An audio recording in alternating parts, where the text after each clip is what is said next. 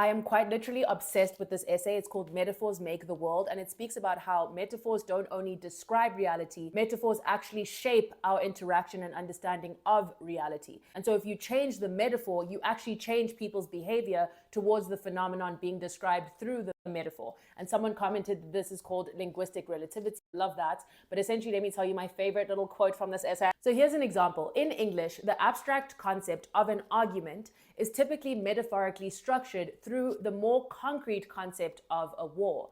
We say that we win or lose arguments. If we think the other party is uttering nonsense, we say that their claims are indefensible, and we may perceive weak lines in their argument. Other examples are we say we get defensive. We talk about conflict. These terms come from our understanding of war, a concept we are disconcertingly familiar with. Here we have the notion that it's not just that this describes our relationships and our conversations, but it changes the way we behave in those relationships and conversations. So, for example, many of the things we actually do in arguing or in even talking, I would argue, are partially structured by the concept of war.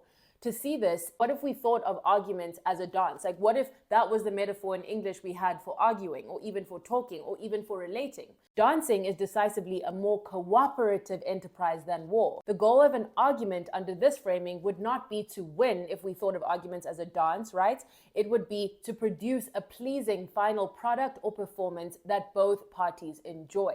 So I think there's actually two elements being unpacked there. Number one is collaboration and cooperation, because you have to adapt and adjust to form a dance, but the other is fun and enjoyment and pleasure. Dancing is an inherently more pleasurable, embodied, and juicy experience than obviously war. I mean, that's a very low bar.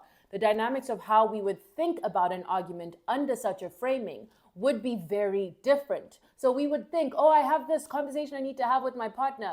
Oh, we're going to dance together. I wonder what we'll make. Versus, not to say it wouldn't be difficult, but the difficulty is because we're going into it feeling like there's a winner and a loser, feeling like we're on the opposite side of our partner, right? Even though they're meant to be our partner. So instead of our opponent, they would become, in the dancing sense, our partner. This highlights the role of metaphors in creating reality rather than simply helping to represent it. I am obsessed. I am obsessed. I'm obsessed. I'm obsessed. Okay.